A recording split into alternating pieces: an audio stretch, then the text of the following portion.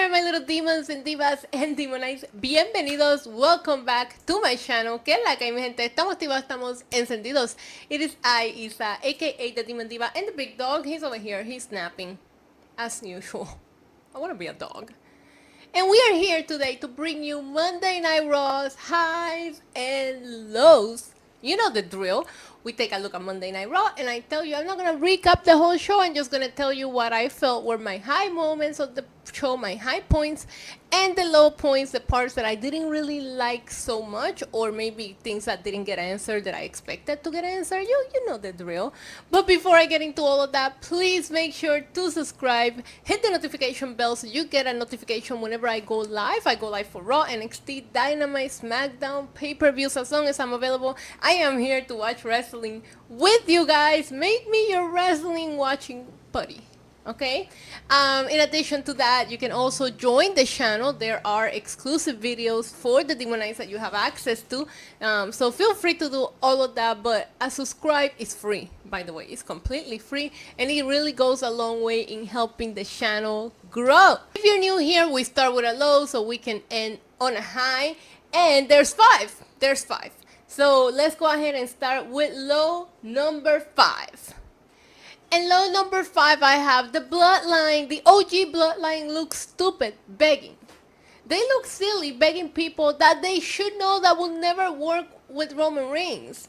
You guys are in War Games. You guys are the main event. These people should be begging to come work with you, to come work with Roman. I just don't know that them walking around looking like pandering. They had this entire speech about how everybody's going to be treated equally. No, you're not. You're just trying to do Roman's bidding, and you're not even doing a good job at it, because there is no way in hell that Roman Reigns would have gone to any of the people you went to. Okay, you are better off taking your asses to Samoa and finding somebody over there than the people that you're asking. I don't like it. It's not a good look. I think that you should have let Solo do the recruiting, and then Solo screwing over Seth is what brings Seth over. If we end up with that, I don't like it. I have a video coming out tomorrow about that. But I don't like it, but you could have done it a little bit differently to where the OG bloodline doesn't look so fucking desperate, because to me it's giving desperation. And it's giving cluelessness. You guys are a unit, you work together, you were a family, you're bros, you're honorary oos. And you don't realize who is just never gonna. Did you not watch WrestleMania? Like, I just don't think it makes any sense. As a matter of fact, I always thought that Seth made more sense to dethrone Roman than Cody Rhodes, because Cody Rhodes made no sense. All he ever did was win the Rumble. He had a really insignificant year before that. You know what? I don't know how I ended up here, but that's the low number 5. Okay, high number 5. Let's talk about something that we did like, and not try to go on a rant. Braun Breaker versus Sheamus, and we're gonna add Ludwig to the mix. Sign me up. Yo, shout out to Sheamus for still putting up this incredible banger. Banger after banger After everything he's been through, all the injuries, like all the years that he's been here, Sheamus still coming out there and can steal the show anytime he damn pleases. Now, I'm going to need him to eventually win this Intercontinental Championship, but he wasn't dancing alone. As distracting as Braun Breaker's stand is, I got to tell you something. He is just freakishly athletic. And the things that he does, you just don't expect them coming out of him. So, of course, these two guys were having a banger of a match. They were still in the show. But Gunther told Ludwig Kaiser, hey, go make a name out of yourself. And Ludwig said, you know what? I obviously can't go for the World Championship because Gunther has it. Let's let Imperium run Monday Night Raw. Let me go for the IC championship. So he interfered here. And I cannot wait to see the match. I think Ludwig is very good in the ring, and I think all three of these guys have such a different style that I think it's going to mesh well. I'm excited for the triple threat, and I'm excited for what we did see from Sheamus and Braun Breaker. Sheamus is always the equal factor in some of my favorite matches in the past couple of years, which is crazy. So shout out to him. That is definitely a big high for Monday Night Raw, and it leaves you wondering what's going to happen with the IC champion. It gives you with the possibility of a match that you want to see. A+ stuff there. So number 4, and that is the Judgment Day are just jobbers now. And I don't know, they felt like such a big deal from the conception of the faction with Edge, and then Damian Priest joining, and then Rhea Ripley joining, and then I remember when they kicked out Edge and everybody was like, oh, they're buried, and they ended up just running Raw. They all had gold at one point. Like, it was beautiful. I love Judgment Day. And to see what they become, and the worst part is that there was a lot of things that I paid attention to yesterday. For example, Carlito's great. We love him, but he's not doing anything with Judgment Day, right? I can sense them. Maybe it's because of War Games, but Dominic and Liv, they're not a unit like they used to be. Dominic is not coming out with Liv anymore. Liv went with Raquel yesterday while Finn took the wheel and sent Dom on a match. So it's like, are they trying to keep a little bit of distance between them right now? And Finn and JD finally kind of came out and did something, but they had the titles hanging in the Judgment Day little room, and that's when I was like, oh yeah, they're the tag team champs. Whenever they tell me that Judgment Day is on a match, I don't feel intimidated like I used to. They're just not there. And I mean, if Liv's ultimate goal was to take this away from Rhea to like destroy it fully, then I mean, that would work, but that wasn't what they were presenting. It was presenting like, oh, Judgment Day is better than ever. It's not. They're just a bunch of jobbers. That's what they come off as. They're not. I respect them. I love them, but it's not it, fam. All right, let's go on a high number 4, and that is Mommy is back and ready for war. Now, I know this was spoiled everywhere because yesterday's episode was pre-tape. Why was it pre-tape? I have no idea. I'm tired of pre-tape episodes, though. It feels like there's a lot of them lately. Enough. But even though this was pre-tape, it is still exciting to see Rhea Ripley come back, to see War Games teams that make sense. If you're going to go against Team Liv, which half of her team doesn't even make any sense, but at least Nia Jax came out yesterday and said, I don't like you. I don't like you. I like that because I was like, these two women were feuding at Crown Jewel for the Crown Jewel Championship weeks ago, and now they're going to work together. So I appreciated Nia Jax trying to set that record straight, right? But Bayley didn't make any sense. There was a lot of names in there that didn't make sense, but you know who makes perfect sense, who have been feuding with Liv forever? Rhea. And I love the return. I love the mask to protect. I loved and hated that she hit a headbutt immediately because that's the injury that allegedly got her orbital bone broken. That's not what they told us in kayfabe. They injured her outside of the parking lot, but apparently she got injured doing a headbutt. So I was like, please don't do it anymore, Rhea. Like, that's awfully dangerous. But no, Rhea, being the badass that she is, comes out and does a headbutt immediately. And does an excellent War Games scream. William Regal was very proud. I do gotta say, like, they gotta chill with these returns when it's only been like a week or two since we've seen them. Like, I feel like we collectively as a wrestling community need to come up with a timeline of when it's considered a return or when it's considered they're just showing up to work.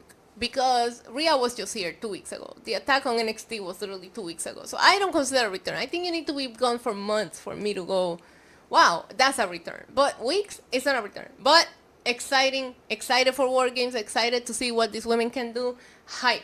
I don't know who's going to win. Both of these teams are stacked.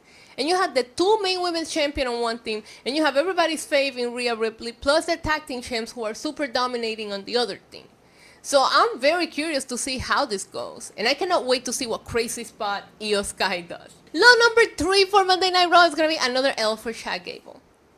I like the clusterfuck that went up afterwards when he started slapping the Orange Julius, and then they slapped each other and they hyped each other up. That shit, it popped me a little bit. It made me laugh. But why is Chad Gable taking so many L's? When you have, I mean, I don't think they're going to turn him face anytime soon, but you have Braun Breaker in need of feuds. You have Chad Gable with an unfinished Intercontinental Championship match, but you put him in this faction, that's okay.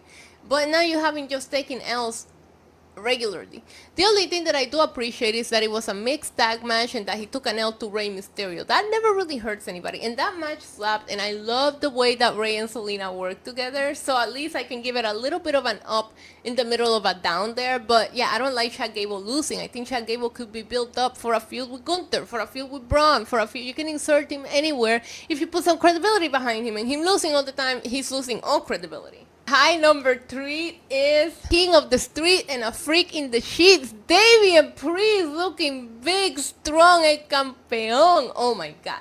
Last week they had him B-Rabbit that promo, you know, where he told Gunther everything that he was going to say. Campeón just keeps like looking strong. After he B-Rabbited that promo, now last night, Gunther tries to attack him from behind and he's signing autograph, and Damian Priest just kicked his ass. And he goes, hey, out there in the ring you might be a general, but in the streets I am the king. Ooh. I love that. I love that. I'm here for what they're doing with Damian Priest at this point, and maybe the way they're presenting Gunther, I'm starting to think maybe Priest will become dos veces el campeón. Yo, I'm here for it. I'm here. You guys know I'm here for it. I used to love Gunther, but the way that they're presenting him right now, and even him doubting, is making all of us doubt him. You know, so I don't know if they're gonna go on a redemption story for Gunther, but right now it's not looking good. Next low on the list is gonna be the tag team division. Is just meaningless. The titles are still MIA. I hate that Adam Pearce is not holding his wrestlers accountable. Why isn't he going to the Judgment Day and saying, yo, what's going on? I'm going to strip you of the titles if you don't defend them anytime soon. The War Raiders won a #1 contender match. When is that match fucking happening? By the way, they're coming out to zero reaction because nobody cares about the tag team division. Because if they don't care about the tag team divisions, why should we? Yeah, no reaction for the War Raiders. No accountability from management. I need this tag team division to matter. And then the one tag team that's like historically good is about to celebrate 10 years anniversary. They're on the verge of breaking up.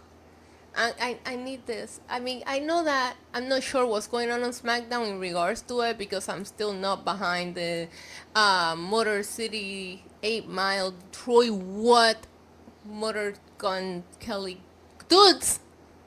But at least they're making the tag team division matter. They had the Street Profits get pissed off that the match was disqualified. They had Ciampa out there slapping people because he wants to be tag team champion.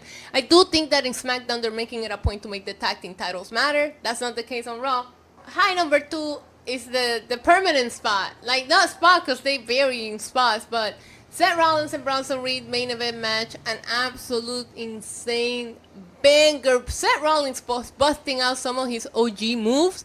Bronson Reed looked like a monster. On the beginning, we saw some bloodline interference, and at the end, but I didn't feel like it took away from the match that they gave us. And Bronson Reed ended up getting the pin over Seth Rollins. Was it fully clean? No, Solo Sikoa was there to distract a little bit, but he didn't get in there and beat up Seth so that Bronson could beat him. He was just a distraction.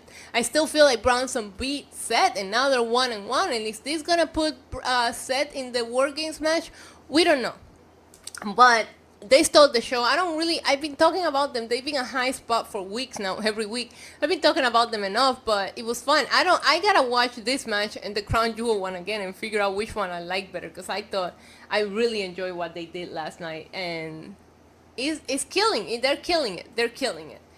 They're really invested in this feud. My lowest point of the evening, unfortunately, I just wrote down Gunther is pussy now. What are we doing with Gunther? Why is he losing all credibility? Why is he losing belief in himself? Bro, Gunther got in there and told Ludwig Kaiser, look in my eyes. What do you see? And this motherfucker did not say the cult of personality. He said, do you see the ring general? ¿Qué es eso? Like, what kind of novela am I fucking watching here, Gunther? This isn't you. This is not really like it. You took him out all cocky. You were King Petty there for a couple of weeks in this channel. And now you're just like, am I still the ring general? ¿Qué es eso? No, bro, it's not it. We don't like it. Nah, pussy. No, we don't like it. And if he beats Damian Priest, it's not even going to be credible because this whole time he's been thinking he's pussy, so why should I believe in him? I don't like it. I think that Gunther should be presented as he's the person that took the title away from Damian. I love the way they're presenting Damian, but they're not doing any favors to Gunther here. And Gunther has lost a lot of aura since becoming world champ, and this is not really helping him. I thought he had it at Bash at Berlin. I thought he still had that aura, but then after that, you stop having him wrestle because you're setting up this feud with Cody. You haven't lost to Cody, and now he's doubting himself against Priest. It's just weird. I don't like what they're doing with Gunther. This is somebody that you will hear his music hit just months ago, and everybody was shook because you would say like, oh shit, Gunther's here, and he would come out and just like do a sick burn on someone, and now he's just like, hey, look in my eyes. I don't like it. They gotta, come on, justice for my dude Gunther. And the high point of the evening, Bo Dallas is Bray Wyatt now. I had so many feelings, so many emotions watching that promo. He's literally like, I don't know. I just can't describe it. I had legit goosebumps on my arms watching because I felt like I was watching Bray. And I don't think anybody could do Bray justice the way that Bo could, but it's just he's looking like him physically. He sounds like him. Like, we didn't know that Bo could do that because you had him. You guys know. Like, Bo wasn't all that before.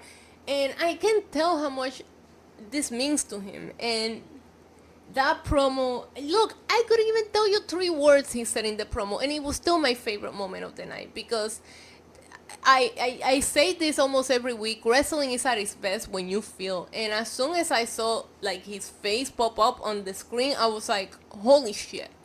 So, as a Bray fan, huge fan, it's very hard to it was very hard for me to accept that they were gonna do this version of something that he wanted, and I get that he wanted it, but it was like, are you gonna present it the way that he should have? Do I miss Bray every time I see it? I do, but I don't think that's gonna change. At the same time, I just gotta give him props. Like, I don't know what to tell you guys other than go see it and tell me you don't feel like you're watching Bray, and the feelings that he was able to convey. I don't have the words. I appreciate that he's here, and I appreciate that he wants to pay homage to his brother because we all miss him. And it fucks with me. It fucks with me to see him when he does this because it's crazy. It's literally crazy, but I don't know. Just makes it feel like he's gone, but we can still remember him and honor him, and this is a great way to do it. So props to Bo Dallas for everything that he's doing right now with the YS6. And while we're at it, I'm actually invested in the YS6 feuding with the Final Testament, which is crazy to me because I haven't cared about anything the Final Testament has done since day one. But right now, I'm invested.